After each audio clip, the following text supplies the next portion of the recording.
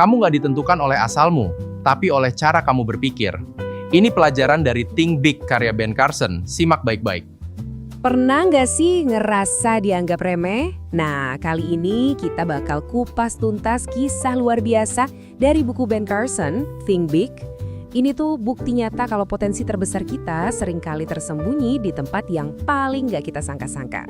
Coba deh bayangin, di satu sisi ada seorang ahli bedah saraf super hebat, kelas dunia, yang berhasil misahin kembar siam yang dempet di kepala.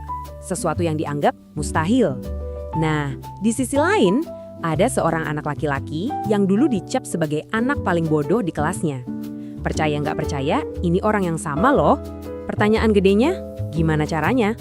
Nah, ini dia nih, inti dari yang mau kita bedah bareng-bareng. Ini bukan cuma cerita from zero to hero biasa ya. Ini tuh semacam blueprint, resep jitu buat transformasi diri. Dan semuanya itu didorong sama keyakinan seorang ibu dan yang bikin kaget cuma beberapa aturan yang super simple. Oke, kita mundur dulu ya, jauh ke belakang. Bayangin kita lagi di kelas 5 SD. Di sini ada Ben Carson kecil yang lagi ada di titik paling rendah dalam hidupnya. Ini momen-momen di mana julukan-julukan jelek itu mulai nempel, kayak lem yang susah banget dilepas. Coba deh bayangin rasanya. Tiap hari masuk kelas dan semua orang, termasuk kamu sendiri, yakin kalau kamu itu yang paling payah.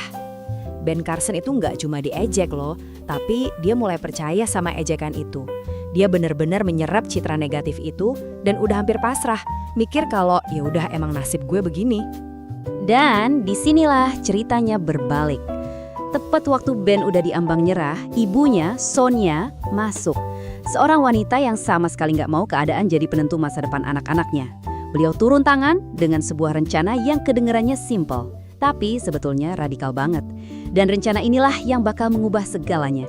Ini dia filosofi yang jadi pegangan Sonia Carson. Walaupun beliau sendiri cuma sekolah sampai kelas 3 SD, beliau punya kebijaksanaan yang luar biasa. Beliau sadar apa yang nggak beliau punya, dan bersumpah anak-anaknya harus punya kesempatan yang lebih baik. Jadi, buat anak-anaknya, ini bukan cuma sekedar nasihat biasa. Ini tuh pertaruhan hidup. Dan disinilah letak kejeniusan rencananya. Nggak ada tuh les privat mahal atau sekolah khusus. Cuma 2 aturan. Titik. Nggak bisa ditawar. Matikan TV, buka buku. Simpel kan? Intinya, beliau itu mengganti hiburan pasif dengan keterlibatan aktif. Dan inilah yang jadi fondasi buat semua perubahan besar yang bakal terjadi. Awalnya sih Ben itu ogah-ogahan. Ya sebelah pastinya sama aturan baru ini. Tapi lama-kelamaan, rasa terpaksa itu pelan-pelan berubah jadi rasa penasaran yang beneran. Buku-buku yang tadinya dia ambil asal-asalan di perpus, malah mulai membuka dunia baru yang jauh lebih luas dari lingkungannya. Dia itu bukan cuma sekedar baca, tapi benar-benar melahap pengetahuan. Tiap buku itu kayak petualangan baru. Tanpa sadar, halaman demi halaman yang dia baca itu lagi ngebangun semacam gudang pengetahuan di otaknya tentang macam-macam hal. Nah, ini bedanya, dia belajar bukan buat lulus ujian, tapi karena emang beneran pengen tahu. Dan akhirnya datanglah momen itu. Momen di mana semua pengetahuan yang dia kumpulin itu meledak keluar. Jadi suatu hari di kelas IPA, gurunya ngangkat sebuah batu yang kelihatannya aneh, terus nanya ke si isi kelas, ini batu apa? Hening, gak ada satupun yang tahu. Tiba-tiba dari pojok belakang ada satu tangan yang ngacung. Itu tangan Ben. Dan dia gak cuma nyebutin nama batunya loh. Dia lanjut ngejelasin dengan detail gimana proses geologis terbentuknya batu itu. Wah, seisi kelas langsung kaget. Guru dan teman-temannya melongo. Si anak bodoh ini barusan aja bikin semua orang terpukau. Momen itu tuh kayak gempa bumi kecil di kelasnya. Dalam sekejap pandangan semua orang ke dia itu berubah total, 180 derajat. Tapi yang jauh lebih penting, cara dia memandang dirinya sendiri juga berubah untuk selamanya. Itulah bukti nyata pertama buat dia kalau pengetahuan itu beneran punya kekuatan. Dan tahu nggak, cuma butuh 1,5 tahun. Ya, 1,5 tahun sejak ibunya nerapin aturan baca itu, Ben Carson berubah dari murid paling bawah di kelas jadi yang paling atas. Luar biasa kan? Ini bukti nyata kekuatan dari konsistensi dan kemauan belajar. Tapi ceritanya nggak berhenti di situ. Ini bukan cuma soal usaha dia seorang diri. Carson sendiri ngakuin banget soal ini.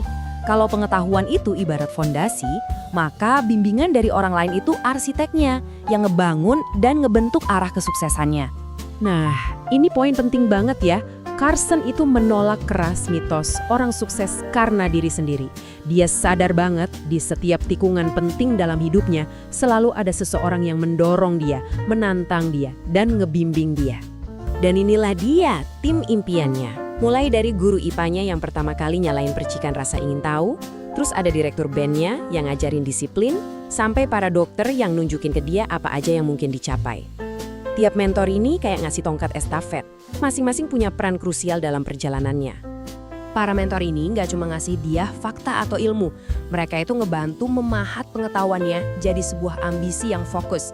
Kayak pematung yang bisa ngelihat ada karya seni di dalam bongkahan batu, mereka itu ngelihat potensi di dalam diri Ben, bahkan sebelum Ben sendiri sadar. Dan mereka terus dorong dia buat mewujudkan potensi itu. Jadi semua pengalaman ini, aturan simpel dari ibunya, kekuatan dari buku-buku, dan bimbingan dari para mentornya, semuanya itu akhirnya nyatu jadi sebuah filosofi yang bisa kita terapkan. Sebuah kerangka kerja yang dia sebut Think Big. Nah, ini dia intisarinya. Coba perhatiin deh, ini bukan cuma soal jadi pinter doang kan, tapi juga soal karakter.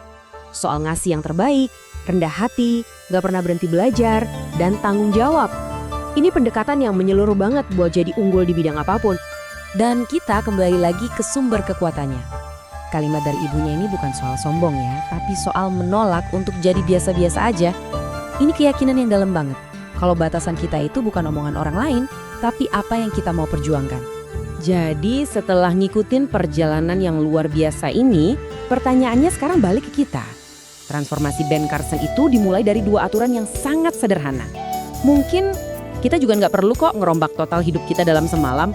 Mungkin yang kita butuhin cuma satu perubahan kecil aja, tapi konsisten buat memulai perjalanan kita sendiri. Nah, kira-kira perubahan kecil apa itu buat Anda? Jangan sampai ketinggalan insight berikutnya.